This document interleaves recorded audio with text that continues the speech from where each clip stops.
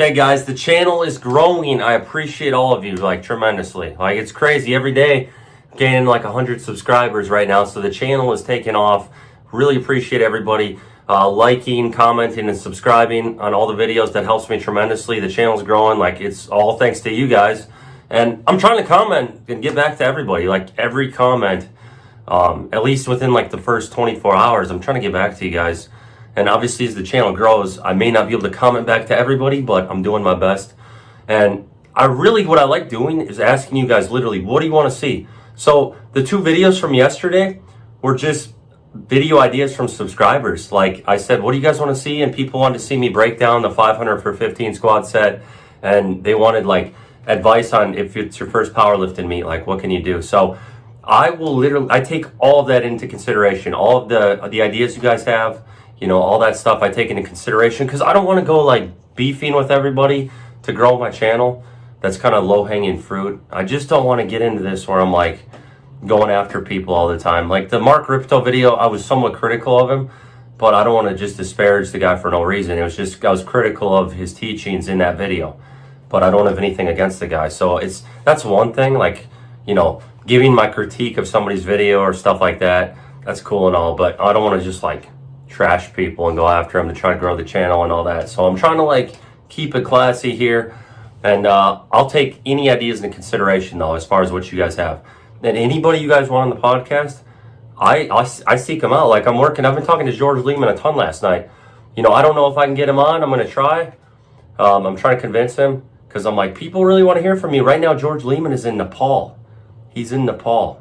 That's where he's been spending his time. So he's got some crazy stuff. Like he's lived a crazy life, and I'd love to have him on and relate to him and stuff. We've been talking about, you know, taking anabolics and our experiences with that back in the day and how life's different now. And it's been pretty cool. So I'm trying to convince him, guys. I'm doing my best. But as far as the point of today's video, I want to talk about one exercise that is one of the best exercises out there that none of you guys are doing. So I'm going to talk about barbell, specifically barbell seal rows. So barbell seal rows are where you take a bench and you elevate it off the ground as high as possible so you can have your arms fully extended, and you do a row, basically a chest supported row on a horizontal plane into the bench.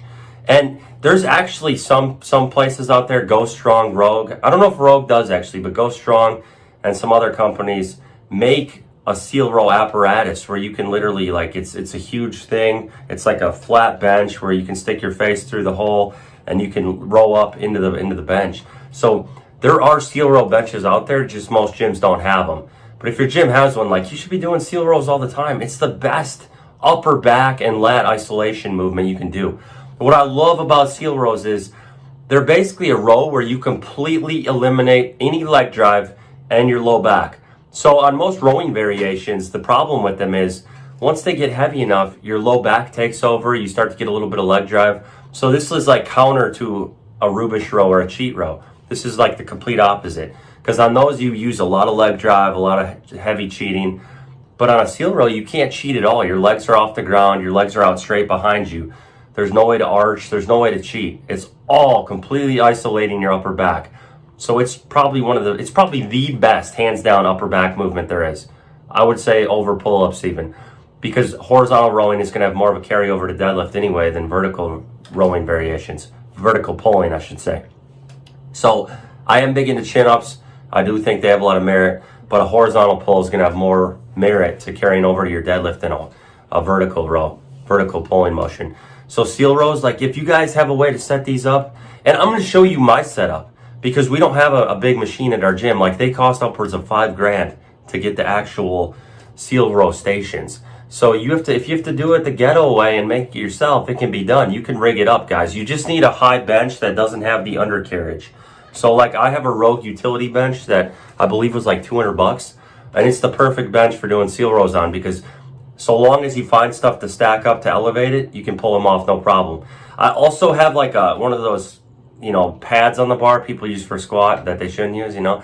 But I use that so the bar doesn't get destroyed broing into the bench. Like I can slam into the bench and it doesn't damage the bar at all because I have one of those squat pad things.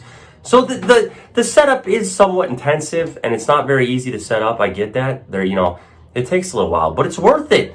You will never be more sore through your lats than after doing seal rows. Like, they completely isolate the upper back. So yesterday I did 155.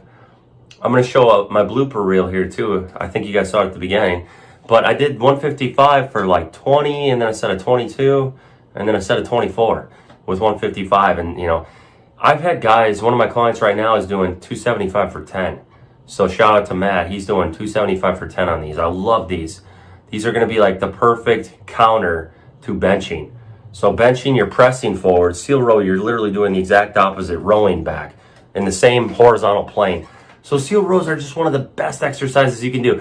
If you guys have a home gym, if you can get a rogue utility bench for $200, you can rig this up. You just have to stack some stuff up. So we stack up plates, we stack up bumper plates, we stack up regular plates, we stack up boxes.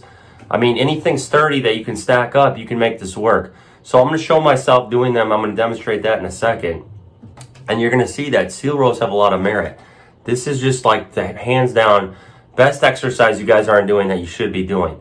Like, I love them. You're going to love them completely. You know, you'll get a crazy pump, crazy through your lats, biceps. They even work your biceps a ton because it's a rowing variation. So really one of the best exercises you can do, and a lot of people don't know about them. But I will say, yeah, the setup takes a little while. Sure. You know, it might take you 5-10 minutes to set up. Is it worth it? Absolutely. So look into doing these, guys. And I'll have some other exercises coming out here because our gym, you know, we don't have a lot. We don't have machines. Like, our gym is a free weight gym. We don't have a bunch of machines and bells and whistles. So we have to get creative. And I know a lot of my guys are, you know, they train at home in their garage or basement. And a lot of you guys do too. A lot of you guys train at home. You don't have all these machines. You don't have ways to do lat pull downs and all this stuff.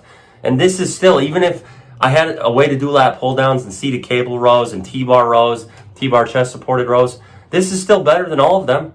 Seal row is going to be better than a T-bar chest supported row. It's going to be better than every other row. So even if I had access to every machine out there, I would still do these because they're that good. They're worth it. So definitely, it's worth trying. Now, if you like this video, give it an upvote, subscribe, comment for the algorithm. Also, John Hack, the John Hack interview coming out 2 p.m. Eastern tomorrow. I've already got it posted. I mean, it's not like posted. The premiere is posted as far as when it's going to happen. So be on the lookout for that. We got some crazy stuff. We talk about John's cycle. We talk about John's favorite steroid. You saw that clip. We talk about John's training, John's future plans, whether or not John will bulk up to attempt other weight classes. We talk about, literally, we have 30 minutes of talking about our stories from our days bouncing because we worked at the same bar. Like, we were bouncers in downtown Madison, Wisconsin. We have crazy stories we talk about with that as well. So tons of interesting stuff. You're going to find out John's favorite snack, John's favorite color, things you never knew about John. Things that, you know, I'm deep diving for you guys, the questions you want to know. So I'm also going to post today, we need questions for the Sawyer Glatt interview coming up. 800-pound deadlift at 19 years old, absolute phenom, natural lifter. That's going to be fun. And then Larry Wheels coming up. So I appreciate you guys watching, and I'm out.